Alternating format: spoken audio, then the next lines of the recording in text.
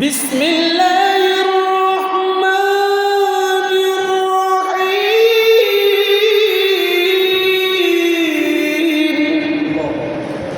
ফাবিআইয়ি আলা'i রাব্বিকুমা তুকাযযিবান।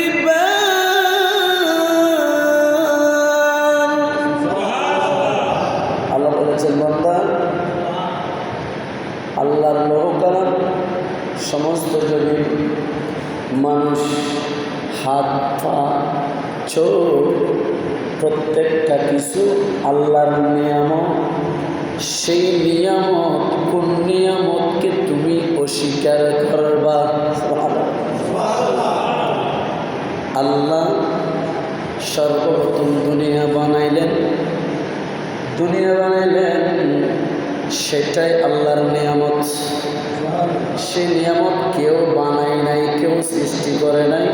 সেই সৃষ্টির মালিক হলো এক আল্লাহ। আসমান বানাইলেন, জমিন বানাইলেন, মানুষ বানাইলেন। ও আল্লাহ, আসমান বানাইলে তো হয়ে যাইত, ফেরেশতাদেরকে তো বানাইলেন, তা হয়ে যাইত। আল্লাহ এত তামাশা কেন? ওই আসমানের সাথে তারকাও দিলেন, কেন দিলেন?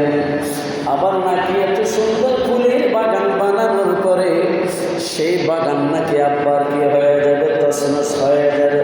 কুল্লু মান আলাইহা ফান ওয়া ইয়াবকা ওয়াজহু রাব্বিকা যুল জালালি ওয়াল ইকরাম। আল্লাহ বলেন, বান্দারে বান্দা, আমার কত নিয়ামত আমি তোমাকে দিয়েছি। সময় একদম মুখতাসর। আসমান জমিন, শুধু তা নয়, আমি সেই দিকে যাব না। মুখতাসর সময়ে বোঝানোর জন্য আল্লাহ আমাদেরকে কি নিয়ামত, কোন কোন নিয়ামত আমাদেরকে দিয়েছেন, যে নিয়ামতগুলি আমরা অস্বীকার করি। আল্লাহ বলেন, বান্দারে, দুনিয়াতে চিন্তা করে দেখো, তোমার তোমার শরীরের মধ্যে আমি হাত লাগাইয়ে দিলাম। তোমার যদি একটা হাত যদি না থাকতো, তোমার কাজ করতে সমস্যা হয়ে যাইত, খানা খাইতে সমস্যা হয়ে যাইত। তোমার চোখ যদি না দিলে, সেই চোখ দিয়ে তুমি দুনিয়া দেখতে না। যার চোখ নাই তার কাছ থেকে জিজ্ঞেস করেন, বন্ধুরে, তোমার তো চোখ নাই, তোমাকে অন্ধ বলে, তোমার অন্ধ অবস্থায় তোমার কেমন লাগে? অন্ধ ব্যক্তি বলবে, রে হো বাইরে খোদা কি কসম করে বলি রে, দুনিয়াতে যার চোখ নাই তার কোনো কিছু নাই রে। আমার নামাজ পড়তে কষ্ট হয় রে, দুনিয়াদারি করতে কষ্ট হয় রে, ঘর থেকে বের হতে কষ্ট হয়। আমার আম্মাকে দেখি না, যে আম্মা আমাকে দুনিয়ার 10 মাস 10 দিন গর্ভধারণ করে, তাকে তাই আমাকে দুনিয়াতে কি করলেন? দুনিয়া দেখাইলেন। সে আম্মার চেহারা দেখি না। তোমাদের চোখগুলি রয়েছে, তোমরা নিজের চোখ দিয়ে, দৃষ্টি দিয়ে আম্মাকে দেখো, বাবাকে দেখো, বন্ধুকে দেখো, কত নাদান প্রদান করতে পারো। আর আমি অন্ধ হয়েছি বিদায় আমি কাউকে দেখি না। ও বন্ধুরে, আমি কিছু দেখি না। আল্লাহ যদি আমাকে দৃষ্টি ফিরাইয়া দিত, আমি আল্লাহর কাছে শুকরিয়া আদায় করতাম। তবু আমার দুঃখ নাই। আল্লাহ আমাকে দৃষ্টি না দিলেও আমাকে হাত দিয়েছেন, মাথা দিয়েছেন, ব্রেন দিয়েছেন, মুখে দাঁড়িয়ে দিয়েছেন। এই কত সুন্দর আল্লাহ আমাকে নিয়ামত দিয়েছেন। আর সেই ব্যক্তি চোখ না থাকা সত্ত্বে শুকরিয়া আদায় করেছেন। আর আমাকে আপনাকে কত সুন্দর নিয়ামত দেওয়ার পরেও আমরা শুকরিয়া আদায় করি না। সেই জন্য আল্লাহ বলেন, বান্দা, তুমি একদিন এমন একটা সময় আসবে যেই সময়ে আমার নিয়ামতকে অস্বীকার করবা। সেই জন্য আমি সূরাতুর রহমানের মধ্যে আমি বারবার বলে দিয়েছি, কিয়ামত হবে, একবার দুইবার বলেছি। দুনিয়াদারির সমস্ত তছনছ হয়ে যাবে, সেইটাই কমবার বলেছি। কিন্তু আমার কোন নিয়ামতকে অস্বীকার করবা আমি বারবার বলেছি। কেন জানানি? ও বান্দারে, তুমি যখন কিছু কিছুক্ষণ সময়ে দুনিয়ার ভালোবাসার ফাঁদে পড়ে, ছেলে মেয়ে সন্তানদের ফাঁদে পড়ে, বউ বেটিদের ফাঁদে পড়ে হয়তো আমার নিয়ামতকে অস্বীকার করবা। সেই জন্য সূরাতুর রহমানের মধ্যে বারবার বলেছি, ফাবিআই আলাই রাব্বিকুমা তুকাযিবান। সুবহানাল্লাহ, আর তাহলে সুবহানাল্লাহ।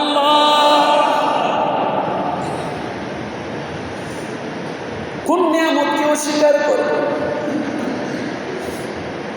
রুহে আরওয়াতে ছিলাম, রুহে আরওয়াত থেকে আমার মায়ের পেটে আসলাম। আলেমে বাতান, ফেরের জগৎ, সেইখান থেকে দুনিয়া দেখাইল। আলেমে দুনিয়া, আলেমে দুনিয়ায় তো বুঝি নাই। আলেমে বারজাখ, খবরের জগৎ, খবরের জগৎ থেকে আবার যাব হাসর কিয়ামতের মাঠে।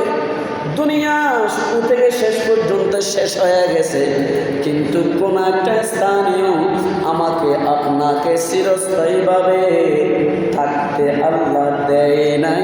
কেন দেয় নাই বান্দা?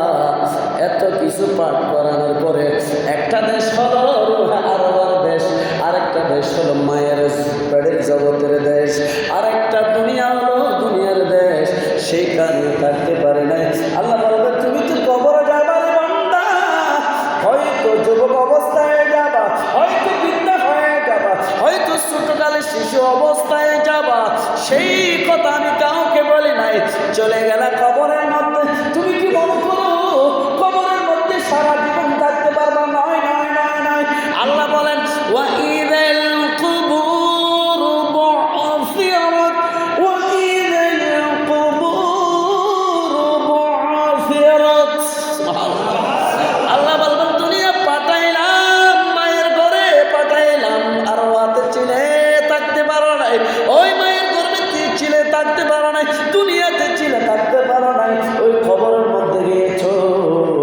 মায়ের কোল ছেড়ে, বাবার কোল ছেড়ে, বন্ধু বান্ধবের ভালোবাসা ছেড়ে তোমাকে যে একটা জায়গার মধ্যে পাঠানো হয়েছে, এমন একটি জায়গা রুহে আরওয়াত থেকে আসতে কোনো সামান লাগে না, কোনো কিছু লাগে না। আর আলেমে বাতান মায়ের জগতে আসতে হলে কোনো কিছু লাগে না। যা কষ্ট হয় মায়ের কষ্ট হয়ে যায়, মায়ের কষ্ট হয়ে যায়, সেইখানে কিছু লাগে না। আর দুনিয়াতে আসলেন কোনো কিছু লাগে না। আল্লাহ বলেন, এই দুনিয়া থেকে তোমাকে খবরে যখন যাইবা, কবরে যাওয়ার আগে কিছু জোগাড় করে যাও। রুহে আরওয়াত থেকে আসলেন, আমার কিছু দরকার নেই। আলেমে বাতানে আসলেন, কোনো কিছুর দরকার নেই, আপনাকে কাজ দেয় নাই, আল্লাহ কাজ দেয় নাই, কত আসান করেছেন দেখেন, এটা নিয়ামত। দুনিয়াতে আসলেন, আপনার কোনো কষ্ট হয় নাই, যা কষ্ট হয়েছে মায়ের কষ্ট হয়েছে। আপনি দুনিয়া থেকে চলে যাবেন, খবরের মধ্যে যাওয়ার সময় আল্লাহ খুব নিজে বলে দিয়েছেন, কবরে এমন একটা খবর যে জায়গাতে তুমি এমনি যাইতে পারবা না। এটা তোমার মায়ের পেট বাতান মনে করো না, এটা রুহে আরওয়াত মনে করো না, এটা আলেমে দুনিয়া, দুনিয়া মনে করো না। এটা হলো সিদ্ধাতুল কবর, অন্ধকার কবর, মায়ের আযাবের কবর জায়গা, যেটা আলেমে বারজাখ, যে আলেমে বারজাখের মধ্যে কঠিন শাস্তি হবে, মায়ের হবে, আযাব হবে। সেইখান থেকে তোমাকে বাঁচানোর জন্য, ও বান্দা বান্দারি, তোমাকে বাঁচানোর জন্য শুধুমাত্র বান্দা, তোমার জন্য মায়া হয়, তোমার জন্য মায়া হয়, অন্তর জ্বলে। ও বন্ধুরে, বান্দাদেরকে এলান করে দিলেন, ফাবিআই আলাই রাব্বিকুমা তুকাযিবান। তোমাকে রুহে আরওয়ার মধ্যে কষ্ট দিয়ে নাই, তোমাকে আলেমে বাতানের মধ্যে কষ্ট দিয়ে নাই, তোমাকে আলেমে দুনিয়ার মধ্যে কষ্ট দিয়ে নাই। কষ্ট তোমার জন্য একটা হবে বন্ধু। ও বান্দা, তোমাকে এত বছর হায়াত দেওয়ার পরে তুমি কি একটা কাজ করতে পারবে না? একটা নিয়ামতকে তুমি অস্বীকার করতে পারবে না? বান্দা, আল্লাহ বলবেন, আল্লাহ ও বান্দারে, তুমি কোন নিয়ামতকে অস্বীকার করবা? এই কথা বলা মানে বান্দাদেরকে বারবার জাগিয়ে দেওয়া। বান্দা গোমরাহি হয়ে যাবে, গুনার গর্তের মধ্যে ডুবে যাবে, গুনার গর্তের মধ্যে ডুবে যাবে।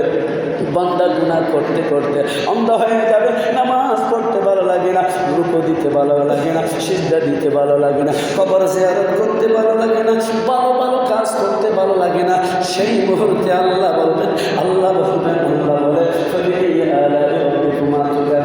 তোমাকে কষ্ট করে দিন দিই নাই, শুধুমাত্র একটা কষ্ট দিয়েছি, সেটা তুমি জানো না। তুমি যখন কবরে যাবা আমার নিয়ামতকে স্বীকার, কোন নিয়ামতকে অস্বীকার করবা? আমার নিয়ামতকে স্বীকার করে কবরের জন্য কিছু হাতিয়ার পত্র নিয়ে যাও, যেখানে ফেরেশতারা যখন জিজ্ঞেস করবে তখন আপনাকে কোনো কিছুর দরকার আছে বিদায় সেখানে জোগাড় করো, সেখানকারের জন্য যেন সিদ্ধাতুল মাইলের আযাবের কবর থেকে যেন বাঁচতে পারো। সেই জন্য সাহেব করে मैं कबर अंधगिरी में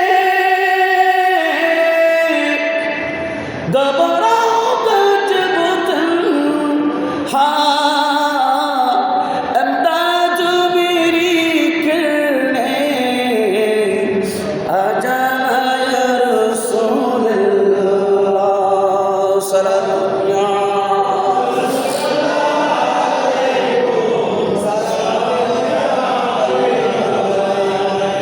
चमक तुझसे पाते सब पाने वाले, मेरा दिल भी चमका दे चमकाने वाले।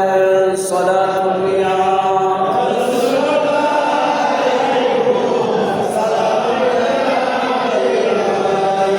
अल्लाह रब्बुल आलमीन बोले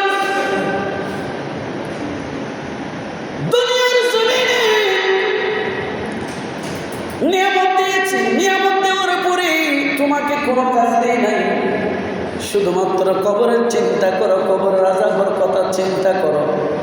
কেন জানি রে বান্দা, তোমাকে একটা পেট দিয়েছি যেটা মিনিটে মিনিটে কি হয়, ক্ষুধা লেগে যায়। 1 ঘন্টা পর আপনার ক্ষুধা লেগে যায়, 2 ঘন্টা পর আপনাকে কানা খাইতে হয়।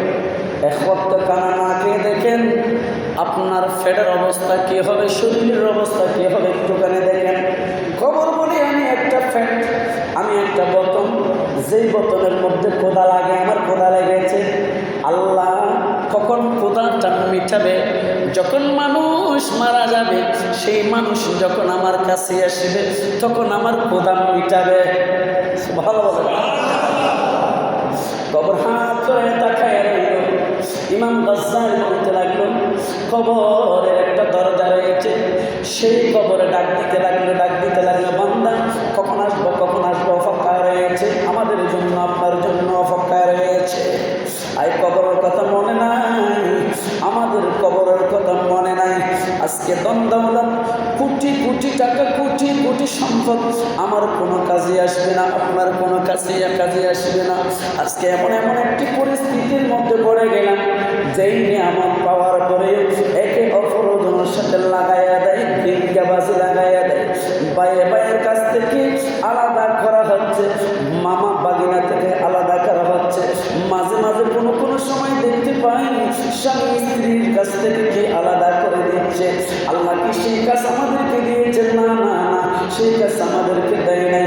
আল্লাহ শুধুমাত্র আহসানু আমাল জোগাড় করার কথা বলেছেন, মায়ের কথা কি করার স্মরণ করার করে দিয়েছেন, আযাবের কথা স্মরণ করে দিয়েছেন। আজকে আমরা দেখি এক পরিবারের মধ্যে যদি 10 জন বা 5 জন ভাই থাকি, সেই ভাইকে কি করতে দেয় না, একত্রিতভাবে চলতে দেয় না। তাইলে বোঝা যায় আল্লাহ আমাদেরকে কাজ দিয়েছেন একটা, আর আমরা কাজ করতেছি, বিপরীত কাজ করতেছি। কেন ভাই রাখতে বাদন যদিও আলাদা হয় শয়তানের কারণে। ইমাম গাজ্জালী বলতে লাগলো, ভাই ঠিক রাখো, সম্পর্কটাকে ঠিক রাখো। কেন জানি বন্ধুরে, ভাই যখন মারা যাবে রে, ওনার কত যে বন্ধু ছিল, বিদেশে দেশে বন্ধু ছিল, কত বন্টন ছিল, 1 চাকে 2 জন বন্টন করে খাইতো। তারা জানাজার নামাজ পর্যন্ত থাকবে, এরপর 2 দিন কোনোভাবে 3 দিন মনে রাখবে, এরপরে বন্ধু বান্ধব সরে যাবে, আত্মীয় স্বজন ছিন্ন বিচ্ছিন্ন হয়ে যাবে। শুধুমাত্র ভাইয়ের কথা মনে রাখবে, শুধু ভাই অন্তত বলবে যে ঘর থেকে আমরা এসেছি, আমি এসেছি, সেই গর্ত থেকেও আমি ভাই এসেছি। সুবহানাল্লাহ।